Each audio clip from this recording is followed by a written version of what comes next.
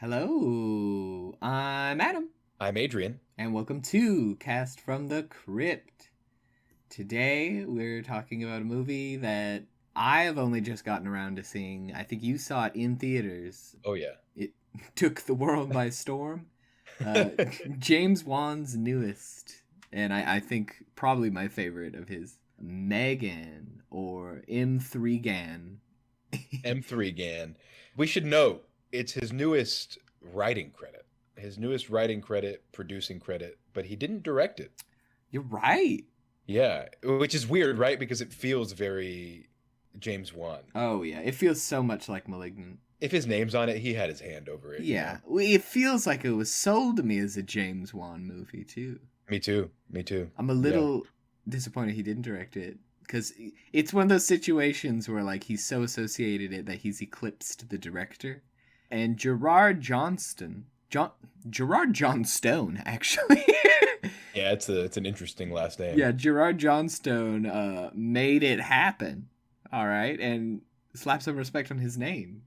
Ooh, so are you telling me that you enjoyed this movie? I very much enjoyed this movie. This movie was freaking great. Dude, right? I knew you loved it. Oh my God. Well, yeah. So you probably saw my Letterboxd review. I of don't it think forever. I even did. I just like knew. I just knew. Oh, Like the yeah, fact yeah. that you went to the theater to see it told me like, man, this is Well, up his alley. He's gonna love it. I know he loves no. it. So let me give a little background. We had nothing to do on like a Friday or Saturday night. You know, I don't get many of those off, and so I just love going to the movies. I mean, that's really it. And there was nothing else in the theaters other than this movie, and I bought those tickets fully expecting to laugh out loud at this movie, make fun of it, not enjoy it. But there was a part of me that remembered how I felt about the movie *Malignant*, which, if you're not familiar, you should listen to our episode about it. But also, it's a James Wan movie that is a really, really intense departure from all of his other films, especially like the Conjuring franchise.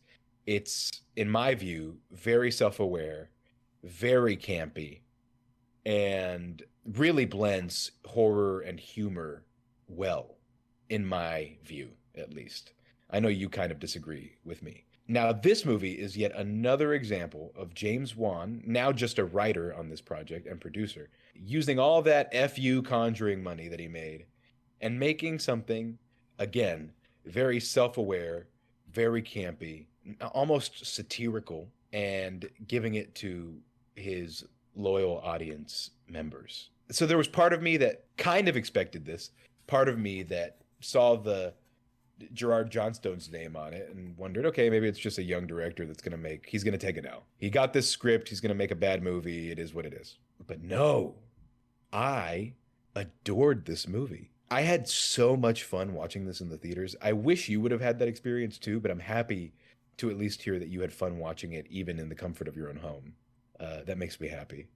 Yeah, I enjoyed this movie so much. I guess the best way I'd describe it and why it was so enjoyable is it is that stupid, this is going to be so dumb horror movie that's fun to watch, fun to laugh at, but it is definitely entirely intentional.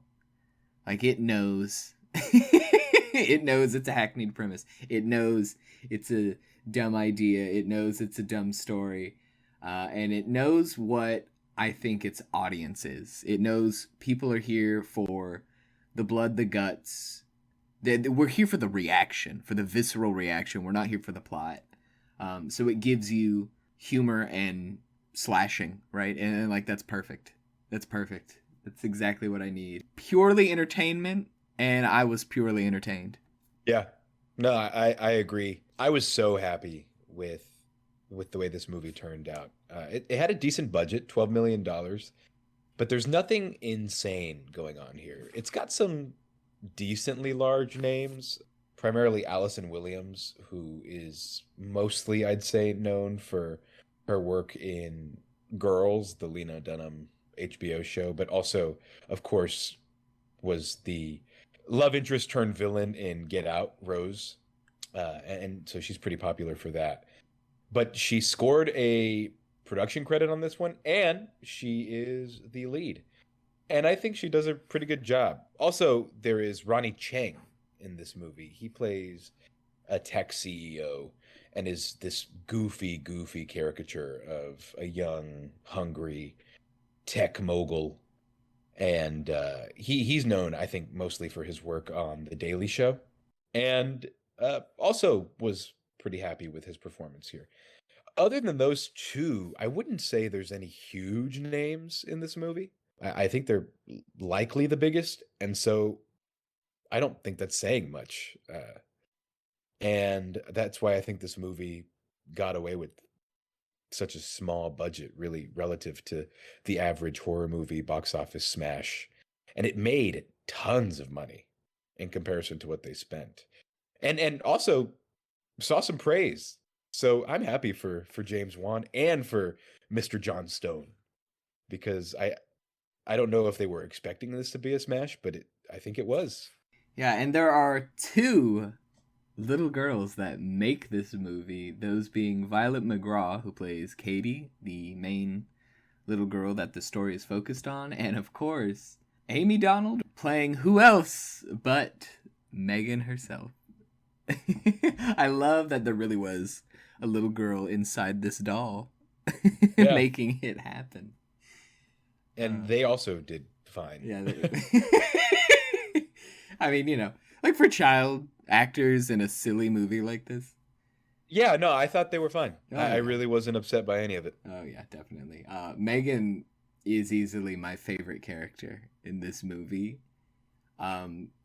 She's, you know, you've seen the trailer. She's a doll that was like made with AI to basically be a playmate with your child, but she sort of becomes too intelligent and a little too lifelike that it starts having negative effects on Katie, the little girl's psychology, and Megan herself becomes a little too self-aware and starts wreaking havoc. And watching it happen is so hilarious. Megan is so, like, just off the bat. She has no reason to be, but she's so sassy. Like, yeah, for no reason. She backsasses people. And I think it's so funny. I think you'll be delighted to know that there's a sequel. Maybe you won't be, but there's a sequel in the mix. And they do set it up at the end of the movie. Okay, what would the sequel be called? Apparently, it's already been revealed. Megan 2.0. Okay, I would have liked it to be Megan, but the A is a 4, and it's a normal E. So Meg 4 in. Ooh. I don't know. I like that. Even though it's like the second movie. Yeah, we'll keep the gamer tag thing going on. Yeah. But they've already confirmed this, so here we go. If this was a different movie tonally, or if it was trying to be something it isn't, like if it was trying to be a serious horror movie, so much wouldn't work here. But the fact that it's kind of like a fart turned into a movie like makes it work. There's just a million different instances of like, this is so dumb, I can't believe this is the plot. Like the fact that Katie lives with her aunt because her parents died in an accident. Her aunt is bad with kids. She doesn't really know what she's doing. She's suddenly a parent. And that's sort of the conflict between these characters throughout the movie. And her aunt is hilariously bad at it. Like, to the point that it doesn't make sense. And she's also, like, completely revolutionized artificial intelligence for the sake of making a cool toy. Makes for such a good movie. It makes for it really does. Yeah. I need to be clear. This movie, because I know you've already kind of mentioned it, but wholly and truly, this movie knew what it was doing, and this is a good movie. It's effective. It's not a movie that's so bad it's good. It's a movie that knows what it's trying to capture and does it really, really well. The setup is kind of ridiculous. Katie, of course, yeah, like you said, she's recently orphaned, and she's with this aunt that has absolutely no clue how to take care of a child, has no interest in taking care of a child, is engrossed in this tech career, and has a really promising future ahead of herself. And the family drama is decent. It's really not too bad. Even as far as a kind of dark comedy or horror satire goes, I'd say there's some effective character work and some interesting motifs and themes regarding found family and stuff of that nature. But there's a lot of really fantastic, like, physical comedy, physical gags, pop culture references that will eventually be dated, but for now really work. Commentary on our overdependence on, like, iPads when we parent. I say we, I'm using the collective we. I'm not a parent, but iPad babies, the fact that we're so dependent on our Alexas and our Google Homes, and there's some good stuff going on in this movie, and that's what I think I enjoyed the most. Because yes, it's funny, yes, it's a crazy premise, and it's done well, but it also has a few things to say, and the technology bad narrative is pretty common, and, well, I should say, certainly not hard to find. But this movie didn't make me feel bad about myself for having technology. Instead, it made me feel like I was in on the joke, and, like, I don't know, I feel like the narrative it presented was fair. Oh yeah, definitely. I mean, Aunt Gemma is, like, so hands off, does not want anything to do with her new role as a parent. Yeah. Like, right off the bat. I thought it was hilarious. I knew this movie was going to eventually devolve into, like, complete goofy camp, but it didn't happen, like, right off the bat. It was kind of showing signs of it, but it took some time to get going. But right off the bat, I did think it was hilarious that, like, this little girl shows up, her parents are dead, and, like, her aunt does not do a thing to console her. Like, will not touch her, will not, like, really has no remorse throughout the entire movie. She's very one-dimensional. I kind of love it. I think it kind of adds. Yeah, she's almost presented as... Yeah, Gemma is portrayed as being blind to empathy. There's a great scene in the beginning when her niece Katie first moves in with her, fresh off of just losing her parents. Mind you, she was in the car when her parents were crushed by a truck. And she was the sole survivor in that situation. And she's, like, a little cut up, too. Like, she didn't exactly get out unscathed. No. And, she's here in her aunt's house, and she's incredibly interested in all of these neat packaged vintage toys that Gemma has on her shelf. And they employ early on this child psychologist caseworker who is often tending to the situation to see if Gemma is a good fit to take care of Katie. She's clearly not, and clearly doesn't have the interest that she should in taking care of her niece. But there is this whole, like, almost competitive thing with Gemma having to be able to prove that she is capable of doing this. But nonetheless, Katie is, as a kid would be, very interested in these sealed toys and wants to open the packaging. And it's early on in the film that we see Gemma having a silent, near meltdown about having to take the toys out of the plastic wrap and letting her niece, who just lost both of her parents in a tragic, awful accident, having to watch her play with the toy and give her way. I also hated, though, that caseworker character. The freak. I was going to bring it up if you weren't. The caseworker. I did not like her at all. It was such a caricature. Yeah, well, she didn't make any sense. Like, this scene where she doesn't want Katie to unwrap these toys, the caseworker comes in and is, like, more or less pressuring her into doing it anyway, just to make it seem like she is a good parent.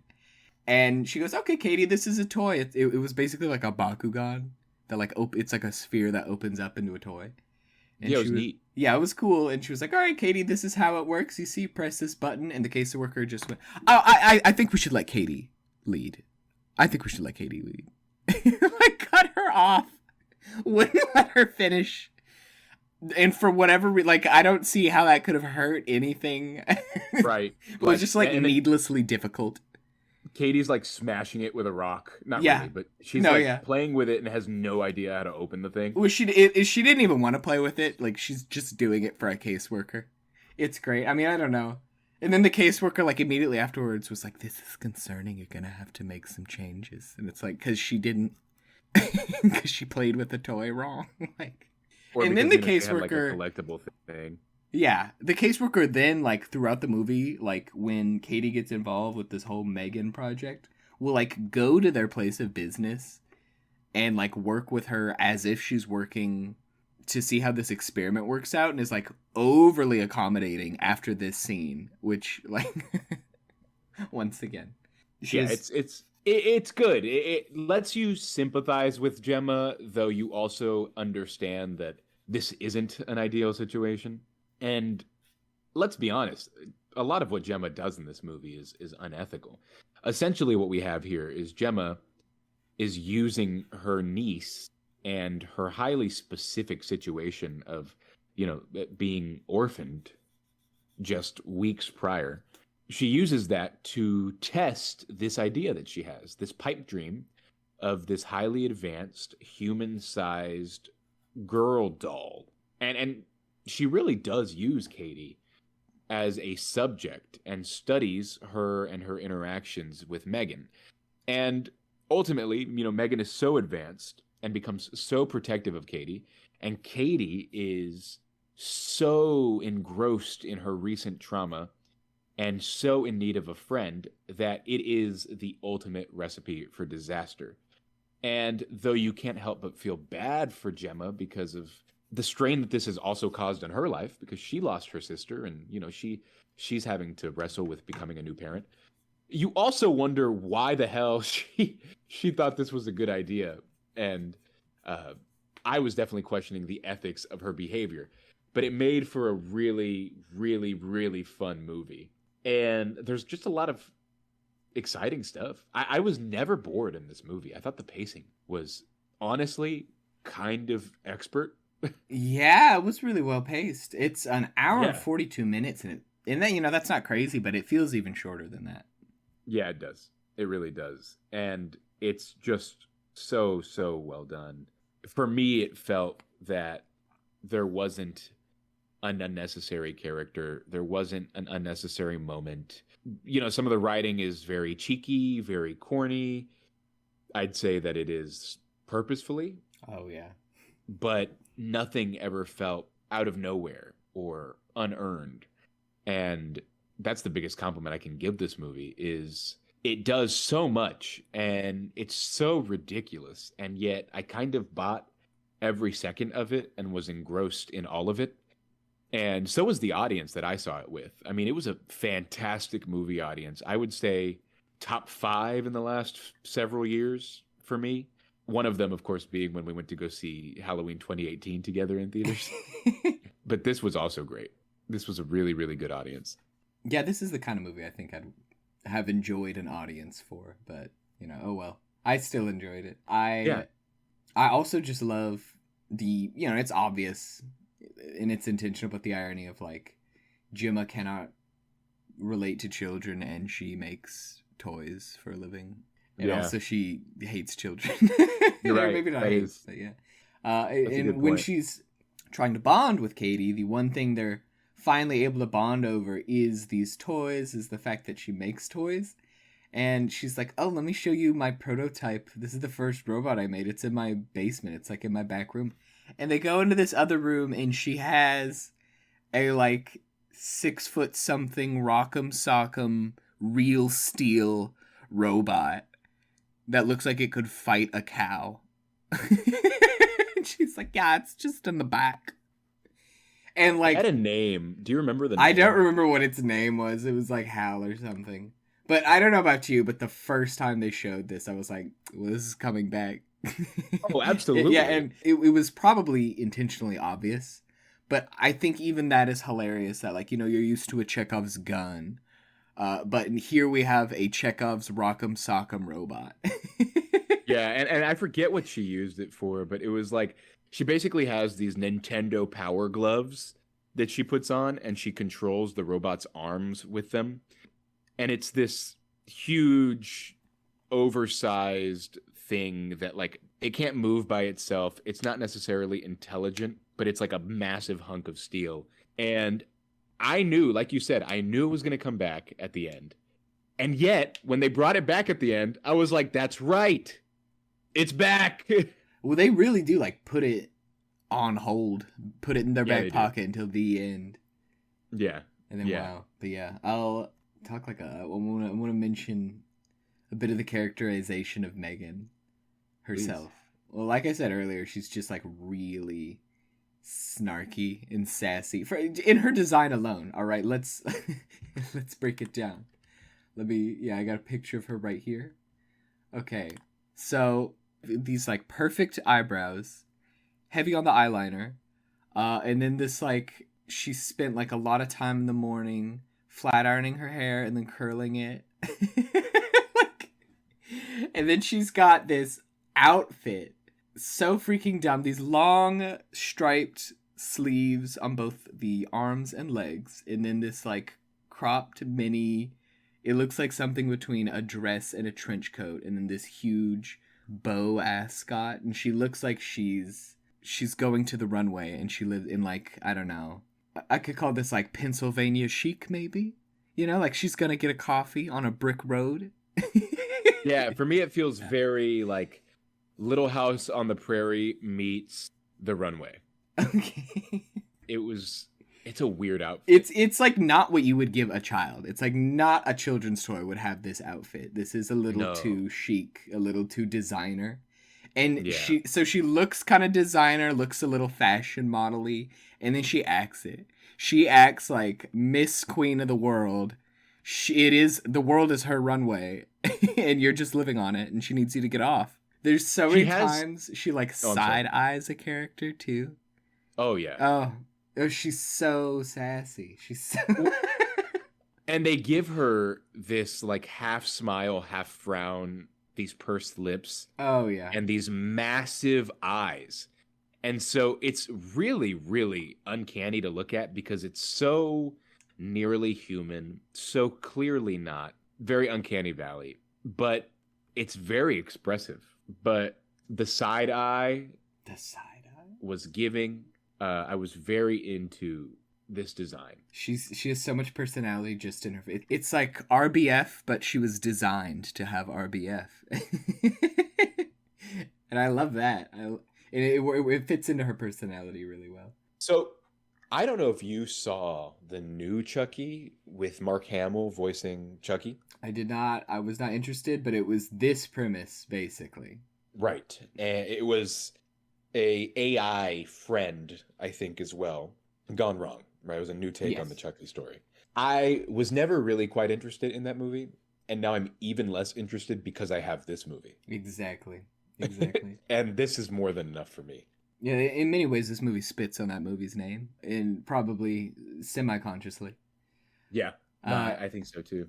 Megan's great. I do think, like, overall, Chucky as a character is more compelling to me personally, but that's just me. I think remake-wise, this premise-wise, Megan eats the Child's Play remake.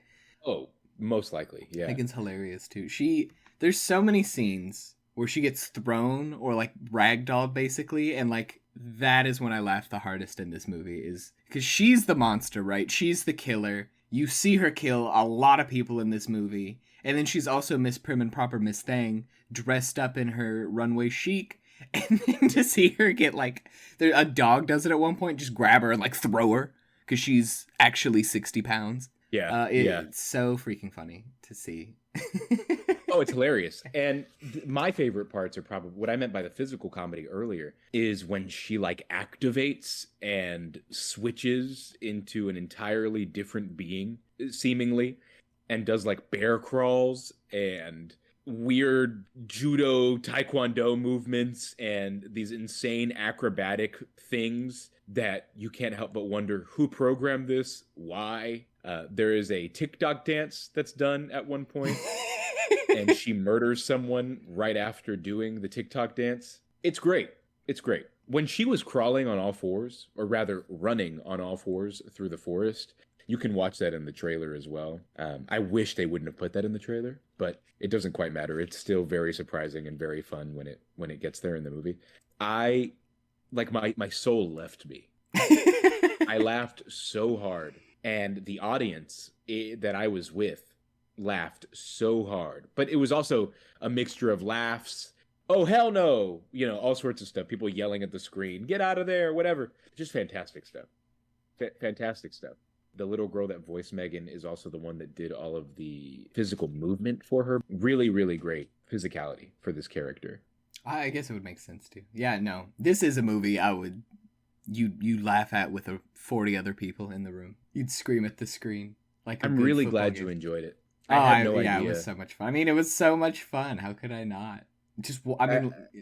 The TikTok scene, I think, where she does this, it's I guess I'll spoil it because it's one of my favorite kills. I think that's the scene where the movie puts all its cards on the table and is like, yeah, this is what we are. Because she has no reason to be doing dance moves, but she does. And they play some goofy music. I don't even remember what the music is, but they play some goofy music in the background. And she's doing this like TikTok dance. She's like walking through this hallway dancing. And then she pulls the blade off a paper cutter and then chases that CEO guy down and kills him with it. And it's like a gory kill. She like gets him in an elevator and just chops him to pieces. Like just hacks him. And seconds after, she's doing TikTok dances, and I think the music is still playing. Like when she it's excellent. It's really, really well done. It's so funny. And then the dog scene too, she's got leaves in her hair. I mean, just the fact that she looks like this, the fact that she looks like she has a Starbucks addiction and that's her personality. And then and then has all these crazy movements. She also like has no feasible reason for her to have any articulation whatsoever in any of her limbs. Like she could have just been a normal doll's body and then a robot head. And that's it. Like she can blink and that's all she needs to be able to do. There's no reason she needs to move. However, they did design this robot not only with the ability to move, but with the strength to kill multiple grown adults. Well, you never know. You never know. You never know when your robot companion might need to defend you. As we see in the end. Yeah. With Chekhov's Rock'em Sock'em. In the end, she's like torn in half by a massive robot. By that very thing. I will say, if there's one complaint I have, and it's really, really a non-issue, I will say that the finale is a tad too long, maybe. They do like the is she not thing where you think that she's dead and then she's not really dead, and that's when they have to bring out the robot and Katie ultimately kills her using the robot and the Nintendo Power Gloves. But whatever. I was here for it. I also like the fact that Katie was the one that was able to finish the job. Oh yeah, me too. It was a good wrap up. I do get what you're saying, though. There was a bit long. There was like a really well done story that really wrapped up nicely. This movie has been really well received. Really well received. People love this movie. It had a really good advertising campaign. It was kind of marketed to a younger audience, to that James Wan audience, the millennials who would watch Malignant or who grew up watching The Conjuring or really thought that was a great movie. But also the people who like a tongue-in-cheek horror. And it is kind of this younger crowd, and it was advertised heavily on TikTok as well, which might be why she does a TikTok dance in the movie. Well, yeah, all I know is it's smart. Yeah, but this movie blew up once it came out. Yeah. I've heard a lot of people talk about it, and I know a lot of people who've seen it, and it's not been out that long. So I had a really, really strong debut.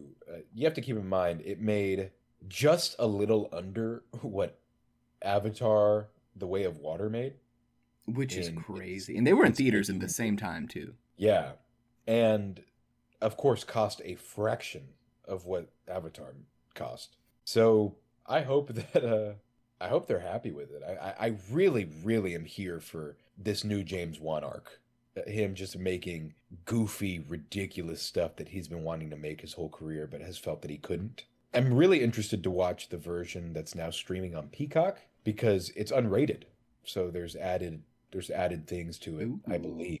Yeah, because otherwise it's a PG-13 movie. Yeah, and I'm very curious to see that. But I really enjoyed this movie. I enjoyed the theatrical release. I'm excited to see what else is in store.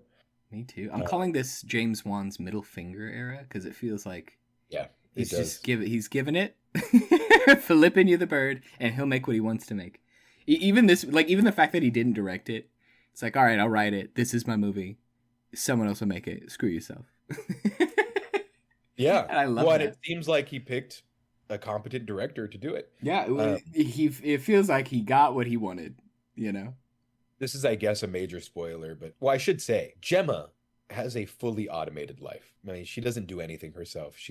She's the girl with all the gadgets that give you all the shortcuts, right? The kind of person that would have, the newest Alexa, the newest smart TV, the newest smart kitchen, the newest smart lighting system, yada yada yada. And she's got this robot that she designed. It's a play on Alexa, basically. It lives on her kitchen counter. And powers her home and stuff. They set up probably 3/4 through the way of or through the movie that Megan can transfer her consciousness into other devices. She can put herself into other things, and they don't do much with it. And then at the end of the movie, after she has been killed, after she's brutalized by that robot, you see that the little Alexa thing wakes up. And you are left to believe, oh, we still have some Megan laying around somewhere. She put all of her thoughts, all of her data into Gemma's home. And I guess that's true because they are setting up a sequel.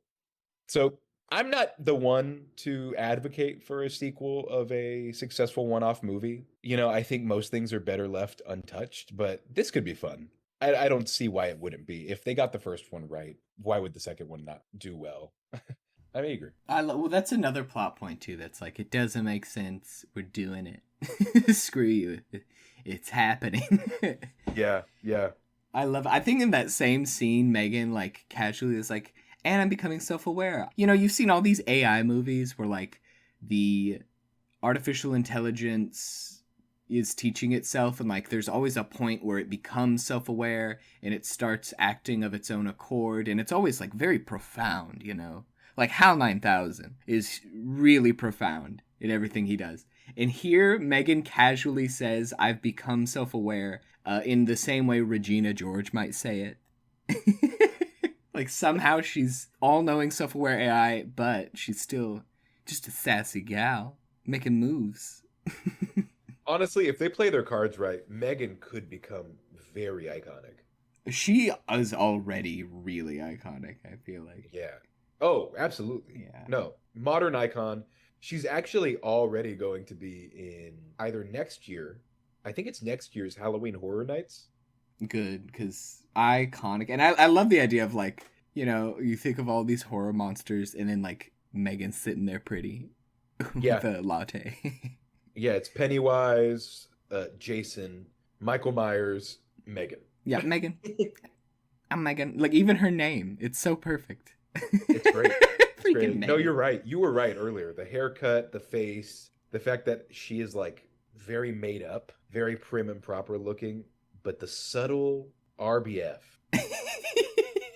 the slight evil tone to her voice. It's lovely. This is a really, really fun movie. I highly recommend it. It's streaming on Peacock. It's a simple one.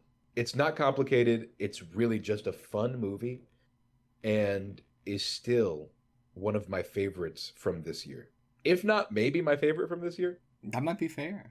And it's early. It's March, but nonetheless, one of my favorite viewing experiences from this year. Yeah, this movie's been great. I really like nothing to lose watching this movie. Everything to gain. No. That's it for me. What about you? Me too. Okay. Well, thank you for joining me, Adrian. Thank you, buddy. All right. Thank you for listening. Thank you, Megan, for being cool. Bye.